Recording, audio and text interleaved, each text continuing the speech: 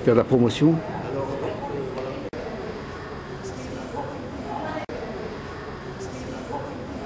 Cette année, malheureusement, nous n'avons pas beaucoup de monde, un peu moins que l'année dernière, mais peu importe. L'essentiel, c'est d'organiser l'événement. L'essentiel est de dire qu'il y a un problème de société, qu'il y a un problème de société qui concerne la famille en tant que fondement de la civilisation. Et c'est cette famille qui est ébranlée. La crise de la famille,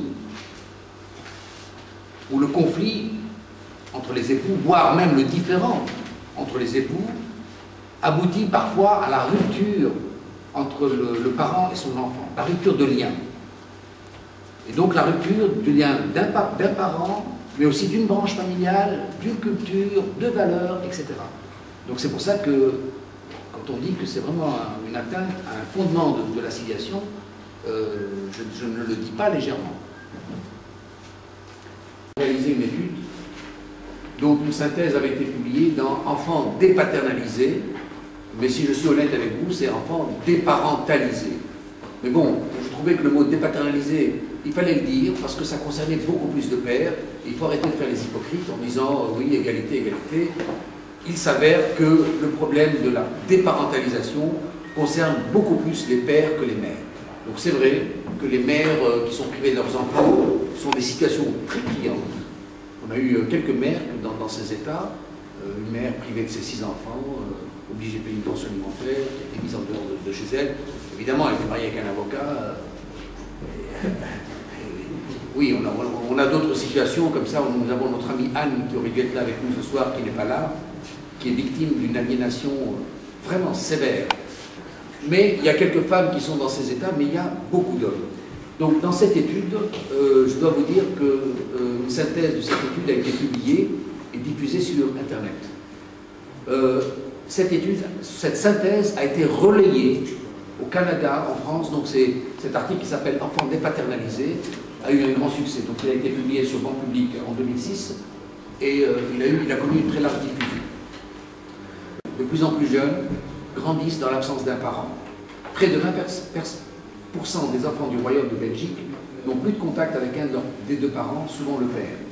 Cette rupture du lien paternel interpelle avec des propos différents. Les uns l'attribuent volontiers aux pères démissionnaires, irresponsables, qui ne veulent pas payer. Les autres se défendent que loin d'être des missionnaires, ils ont été démissionnés, injustement projetés hors de leur foyer, traqués par la tourmente, le conflit, les procédures administratives, l'activité des institutions parajudiciaires, les huissiers, dont ils n'arrivent pas à se libérer sans de graves dommages. Alors, dans cette enquête-là, nous avions 3 catégories. La catégorie 1, c'était la catégorie des parents qui ont décidé de rompre rapidement. Tu veux les gosses? J'en ai rien à cirer, je te les laisse. Et quand on interroge ces gens-là, pourquoi ils ont eu ce type de réaction? C'est parce qu'ils n'avaient pas les moyens de payer un avocat ou d'entreprendre une procédure judiciaire. Et ils ne voulaient pas rentrer là-dedans. Donc ils ont laissé tomber tout de suite. Parfois, on avait des cas où ils avaient confiance dans la mère. La mère s'en occupe bien, donc moi je me tire et j'en ai rien à cirer. Dans d'autres cas, ils n'ont jamais aimé la mère. Donc c'est un accident et ils ne veulent pas s'attacher à cette femme et ils ne veulent pas s'attacher à l'enfant qu'ils n'ont pas désiré et donc ils ne veulent pas s'engager.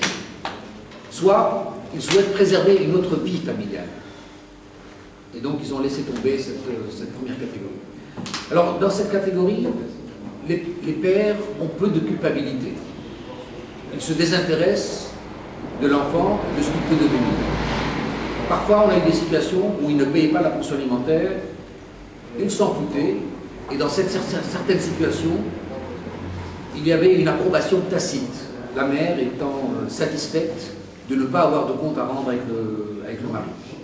Alors, on a eu certains de ses parents qui se sont rappelés au bon souvenir de leur ex-mari ou de leur ex-compagnon pour essayer de récupérer les contributions de leur ex-épouse ou ex-compagnon. Donc cette catégorie de parents qui s'en sort le mieux, psychologiquement, là peut-être, eh bien c'est la catégorie des parents démissionnaires. Alors on a une deuxième catégorie de parents, celles qui bénéficient d'un droit de visite un week-end sur deux, ils essayent de tenir leur rôle. Le parent finit par disparaître de la vie de l'enfant. Un week-end sur deux, on nous dit qu'après 2 ans, l'enfant ne voit plus son parent. Après 2 ans. Alors, moi je ne dis pas c'est vrai ou c'est pas vrai, mais je voudrais demander à Melchior Watley, qui est secrétaire d'État en famille, est-ce que vous pouvez vérifier ça? Alors c'est important de voir l'historique du droit de visite. Le droit de visite a été conçu dans le but, à l'époque, de ne pas perturber la scolarité des enfants. À ce moment-là, la mésentente du couple n'empêchait pas le dialogue. Et ce qui se passait, c'est que le week-end, un week-end sur deux, le père revenait dans sa maison, et puis il revoyait son ex-femme, il voyait les enfants. Alors, soit il se redisputait avec son ex-femme, soit il lui faisait un bébé. On a oublié tout ça. On a oublié tout ça. Et les juges se sont retrouvés à des situations. Mais attends, vous voulez divorcer ou vous ne voulez pas divorcer? Vous voulez divorcer, vous faites un bébé à madame. Mais ne venez plus chez elle. C'est terminé. Et donc les juges ont été autoritaires. Maintenant, vous avez un droit de visite. Il vous est interdit de retourner dans la maison de votre ex-femme. Ni pour vous câliner, ni pour vous réconcilier, ni pour vous disputer. Donc vous voyez, les avocats, les juges ont pris là l'autorité comme il faut. Il faut revoir ça. Et donc le droit a pris en autorité, et à partir de ce moment-là, on demandait une application rigoureuse de la loi. Et tout ça, disons que le conflit a cassé la relation des époux, la relation parentale, parce qu'on peut être en désaccord et se disputer, parfois c'est même simple.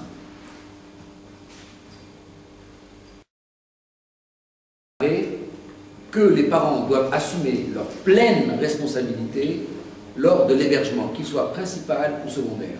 Il n'est plus question d'aller chez ex-madame pour prendre un repas et voir les enfants, non.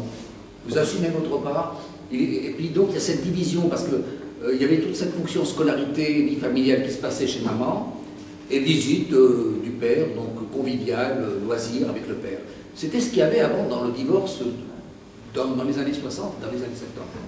Et donc il y a une rigidité dans cette application, tâches quotidiennes, relatives à l'alimentation, à la santé, à la scolarité, à la sociabilisation, aux fréquentations, aux activités sportives. Il finissait finalement par être diminué de son autorité parentale. En fait, sous l'intention de protéger la paix civile, la loi énonçait une rigidité qui conduisait à l'éviction d'un parent. Et donc, à partir de ce moment-là, naissent des mouvements de parents qui réclament d'assumer leurs devoirs parentaux. Alors, des cas psychologiques successifs à passer méritent d'être connus et analysés. Dans ce type d'organisation, les aléas de la vie humaine sont calqués sur les horaires les horaires du juge. Après la semaine éprouvante de toute vie d'adulte, réorganisation, stress des retrouvailles qui apparaissent le temps d'un week-end.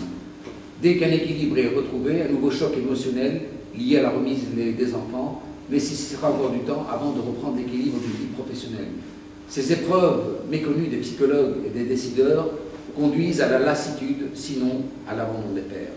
Donc cette régularité, vous savez, quand vous avez une vie active le week-end, toute la semaine, le week-end il faut prendre les enfants, il faut se réadapter à cette vie. Vous avez des règles différentes entre l'environnement de maman et l'environnement de papa. Dès que l'équilibre est un peu remis, il faut déjà repartir chez maman. Donc tout ça, c'est perturbant et c'est pas durable. Les rencontres du week-end ne suffisent pas à renouveler et à consolider des liens avec l'enfant. Si le parent secondaire tente de dépolluer l'esprit de l'enfant pour amener à plus de vérité, il essaie de se rattraper par des activités de loisirs pour satisfaire les enfants et améliorer son image. Il passe à côté de sa principale fonction paternelle de formation, d'éducation, de sociabilisation de l'enfant. Il ne l'aide pas à s'enraciner dans une culture, des valeurs, une mémoire familiale, une identité, un mode de vie.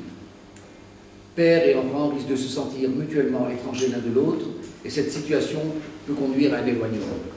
Voilà, donc ça aussi c'est le manque de vécu avec l'enfant qu'on peut conduire à cela. L'histoire d'un week-end sur deux finissait par une rupture, une lassitude et une rupture de contact entre un parent et ses enfants.